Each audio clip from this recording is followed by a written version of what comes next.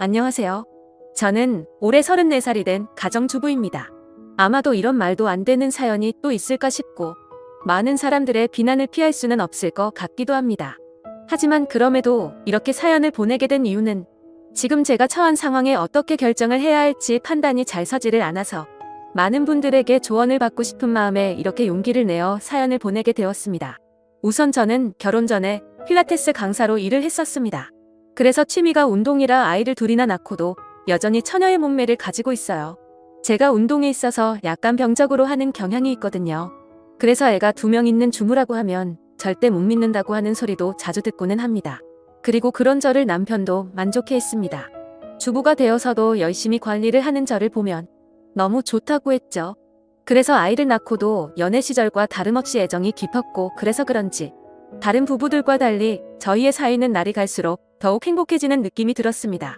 그렇기에 저는 저희 가족의 행복이 영원히 끝나지 않길 바랬고 남편을 많이 사랑했기에 수많은 남자들의 대시에도 불구하고 한순간의 실수도 만들지 않으려고 노력했습니다. 그런 제게 이런 일이 생겨버릴 줄은 상상조차 하질 못했습니다. 남편은 부모님을 일찍 여의고 가족이라고는 친형한 분이 있었습니다. 그래서 세상에 단 둘뿐인 혈육이라 그런지 사이가 아주 돈독했었죠. 그래서 저희 부부는 연애 시절부터 심심치 않게 아주버님을 만나왔었고 결혼 후에는 제가 주기적으로 반찬을 챙겨다 드리고 있었습니다. 아주버님은 오래전에 아내와 이혼을 하셔서 혼자서 지내고 계시기도 했고 어쩔 수 없이 반찬을 해드릴 수밖에 없는 이유도 있었기 때문이죠. 왜냐하면 제가 아주버님에게 큰 빚을 졌기 때문입니다. 몇 년 전 제 아버지께서 주식에 눈이 멀었던 거죠.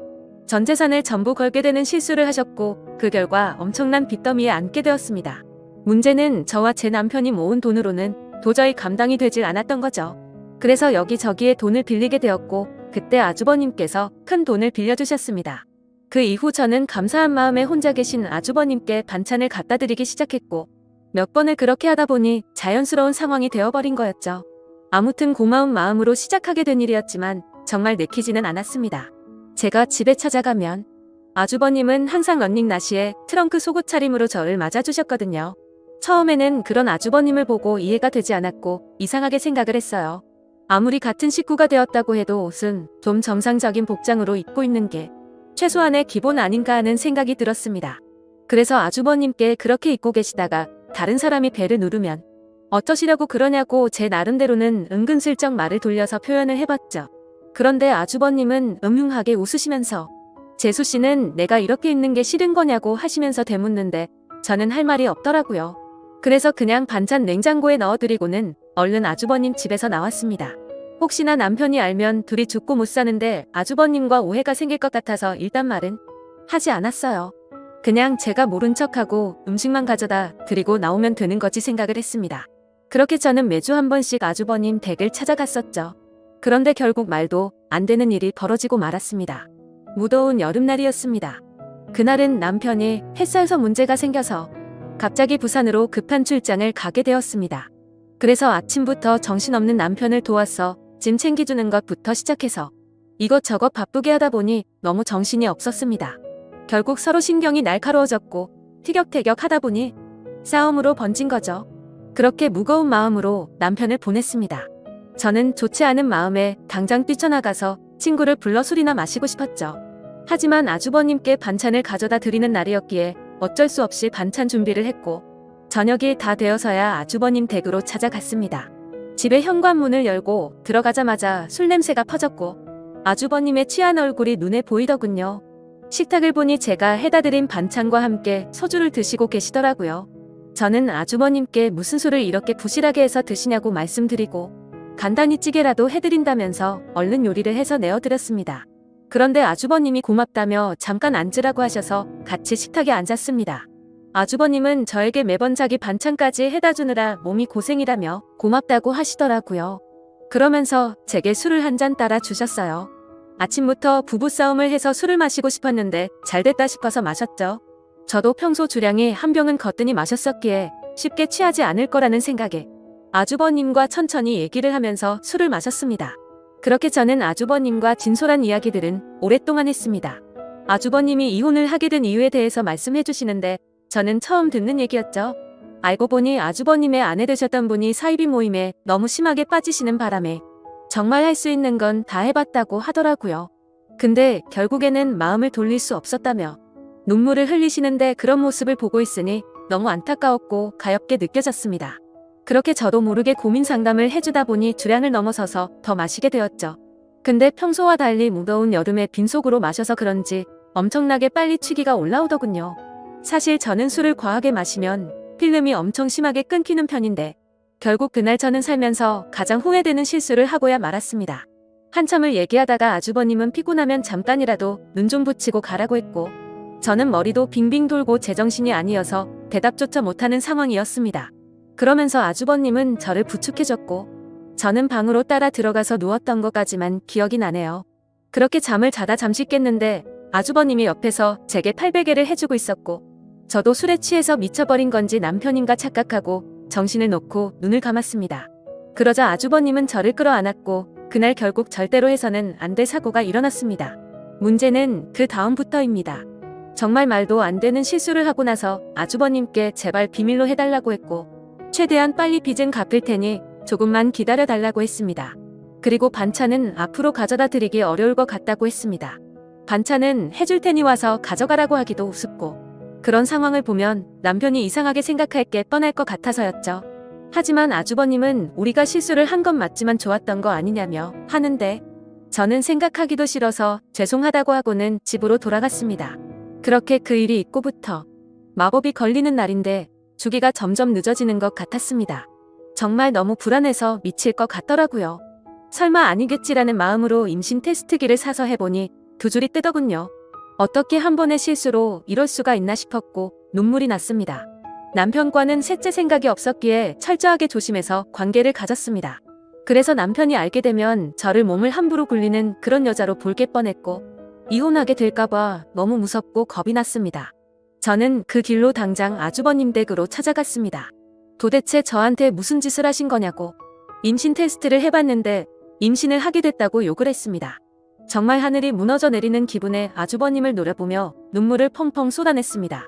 아주버님은 한참을 가만히 있더니 한숨을 푹 내쉬더군요. 그때부터는 정말 제가 알던 아주버님이 아니었습니다. 갑자기 비열한 말투로 네가 조심했어야지 왜 나한테 뭐라고 하냐며 술 먹고 꼬리 칠 땐 언제고 기억도 못하고 피임을 안 했냐고 하더라고요. 저는 그 말을 듣는데 눈앞에 보이는 게 없었습니다.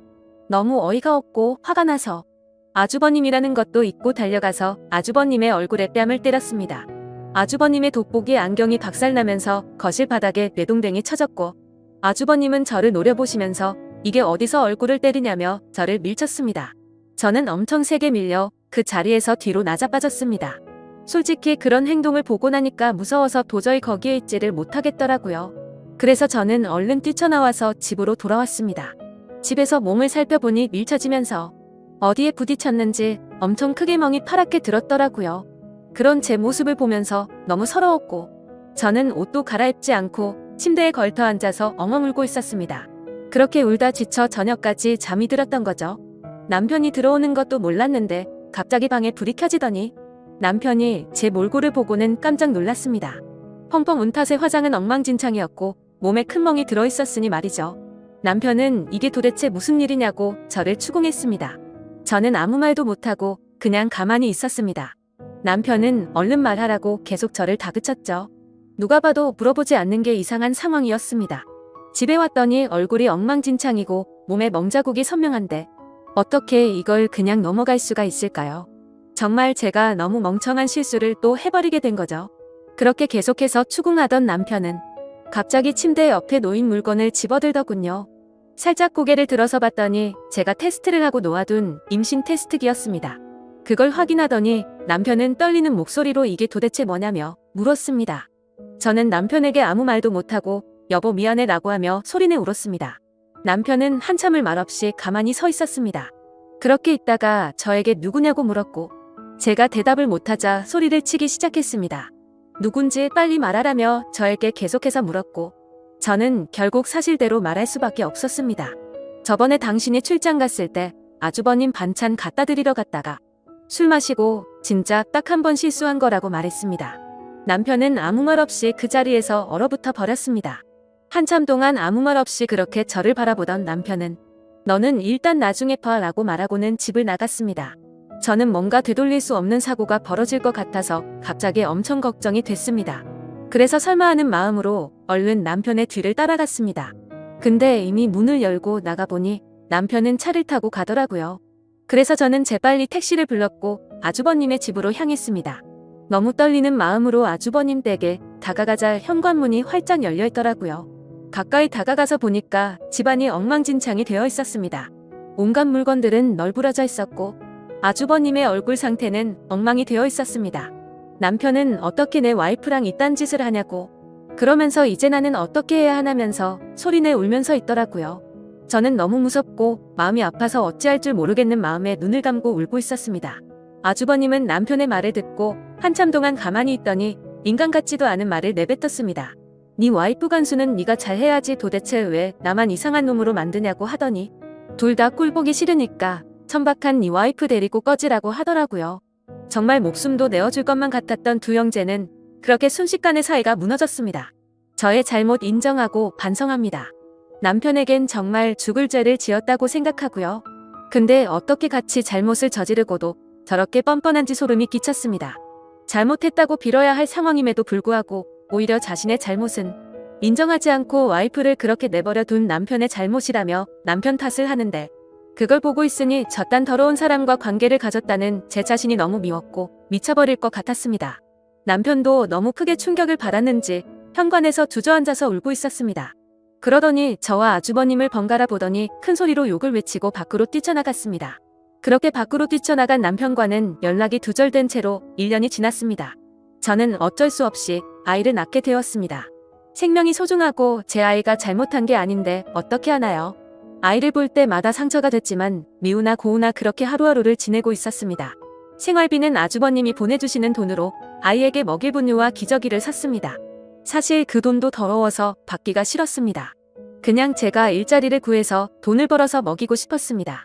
하지만 결코 현실적으로 그렇게 하기에는 제 상황이 말이 아니었습니다. 두 아이를 키우고 케어하는 것조차도 벅찬 상황이었고 당장 아기를 봐줄 사람도 없었습니다. 그렇다고 아주버님에게 맡기기는 죽기보다도 더 싫었습니다.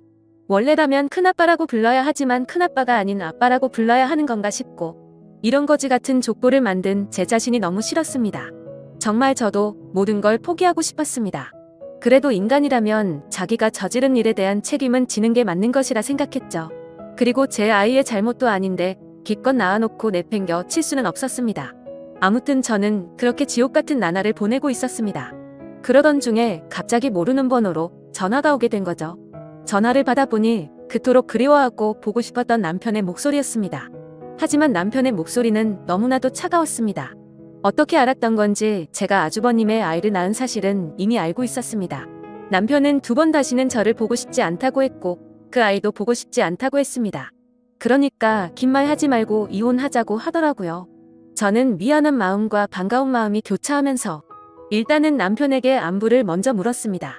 몸은 괜찮은지 잘 지내고 있었는지 물었고 지금 어디에서 살고 있느냐고 숨도 안 쉬고 다급히 물었습니다. 남편은 그 말에 참 웃기다고 했습니다. 불륜짓거리도 이해 안 되는 판해지 남편형의 아이를 낳아놓고 지금 자신을 걱정하냐고 하더라고요. 저는 그 말에 선뜻 대답을 못했고 가만히 있었죠. 그러자 남편은 이혼 서류를 퀵으로 보낼 테니까 도장 찍어서 법원으로 나오라고 하면서 깔끔하게 끝내자고 했습니다. 저는 너무 억울한 나머지 왜 내 이야기는 들어보려고 하지 않고 당신 하고 싶은 말만 하는 거냐고 했고 나도 억울하다고 소리쳤습니다.